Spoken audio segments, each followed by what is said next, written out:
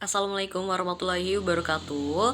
Perkenalkan, nama saya Fadila Said, tim saya B1C124069. Di sini saya akan menjelaskan tentang usaha mikro, kecil, menengah atau UMKM.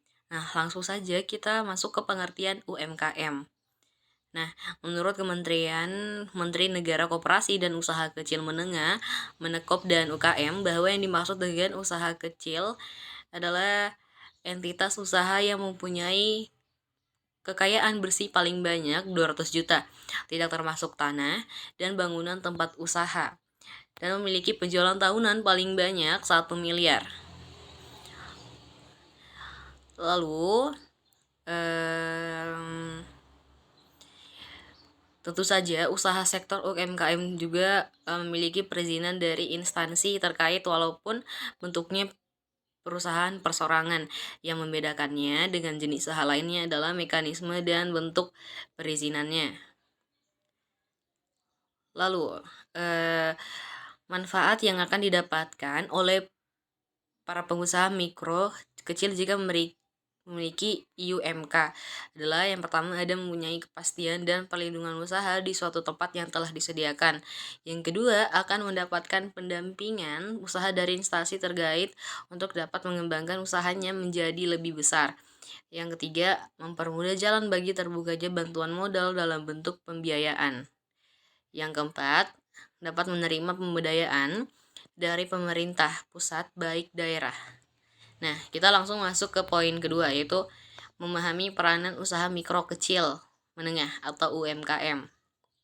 Nah, usaha mikro kecil menengah itu memegang peranan yang paling vital dalam memainkan roda perekonomian Indonesia.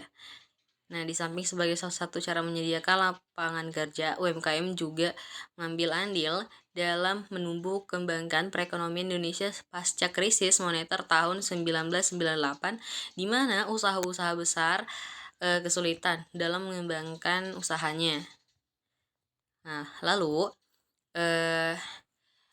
UMKM untuk menghadapi perkembangan zaman dan perkembangan teknologi yang makin pesat harus diarahkan pada yang pertama, ada pengembangan lingkungan yang kondusif bagi jalannya usaha UMKM.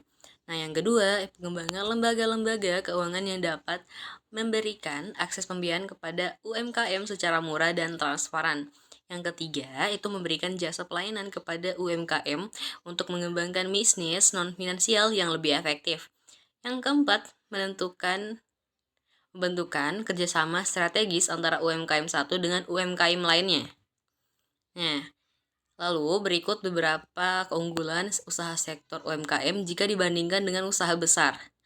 Antaranya yaitu inovasi teknologi dalam pengembangan produk lebih mudah diterapkan. Yang kedua, terjalin harmonisasi yang lebih akrab dalam perusahaan. Yang ketiga, kemampuan dalam penyerapan tenaga kerja lebih banyak.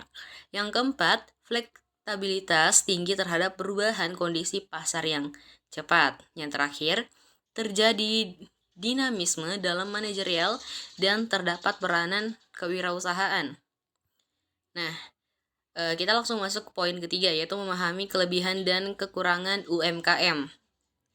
Nah, dengan bentuk dan ukurannya yang tergolong kecil, maka sektor usaha mikro, kecil, dan menengah memiliki keunggulan di dalam proses pendiriannya dan fleksibilitas yang tinggi dalam operasional usaha. UMKM memiliki peranan yang cukup besar dalam menjalankan roda perekonomian negeri.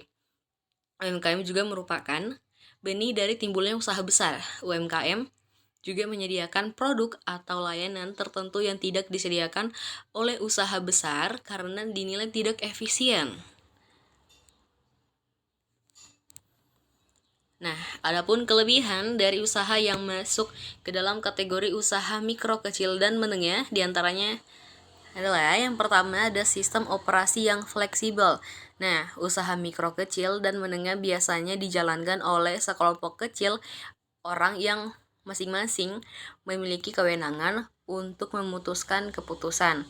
Hal ini menyebabkan operasional keseharian UMKM menjadi lebih fleksibel jika dibandingkan dengan usaha besar yang birokrasi. Kecepatan reaksi terhadap perubahan pasar seperti modal, selera, ataupun tren cukup tinggi, sehingga jenis usaha ini memiliki keunggulan kompetitif tersendiri. Yang kedua, ada inovasi. Nah, dengan tidak adanya birokrasi dalam organisasi, usaha mikro kecil dan menengah, maka segala ide dan gagasan dapat segera dirancang. Meski idenya bisa saja berasal dari karyawan yang bukan dari pemilik, namun dapat segera dieksekusi karena biasanya terdapat kedekatan antara karyawan dan pemilik.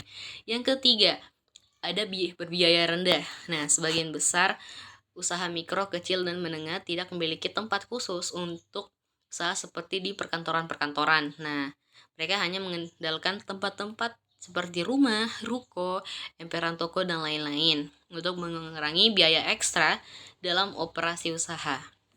Yang keempat, itu berfokus pada salah satu sektor usaha yang spesifik. Nah, sektor usaha UMKM tidak harus melakukan penjualan dalam jumlah besar untuk dapat mengembalikan modal yang ditanamkan oleh para pemilik.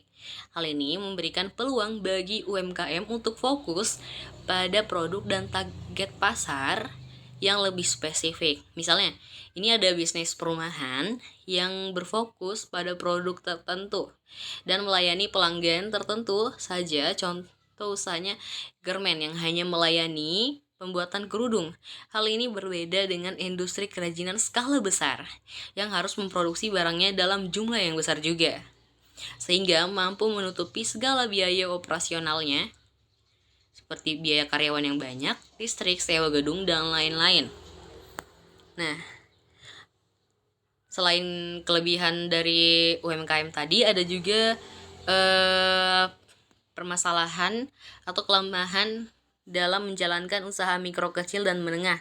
Di antaranya adalah ada yang pertama itu, ada kekurangan waktu untuk melengkapi kebutuhan. Nah, hal ini disebabkan karena sedikitnya jumlah orang yang berada di usaha UMKM yang dapat mengambil keputusan. Mereka dituntut untuk segala bisa dalam berbagai hal.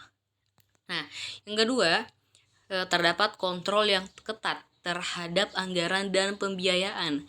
Sektor UMKM biasanya memiliki dana yang kecil, sehingga dalam operasinya selalu dihadapkan pada bagaimana melakukan pembagian dana seefektif mungkin dan seefisien untuk membiayai kebutuhan usaha. Yang ketiga, sedikitnya tenaga ahli atau mungkin tidak ada sama sekali. Nah, UMKM biasanya tidak mampu untuk membayar jasa tenaga ahli untuk menyelesaikan suatu pekerjaan tertentu. Nah, ini juga merupakan salah satu kelemahan dari UMKM yang sangat penting. Apabila dibandingkan dengan usaha yang besar, memiliki jumlah besar tenaga ahli untuk mendukung operasional perusahaan. Nah, itu saja. Terima kasih.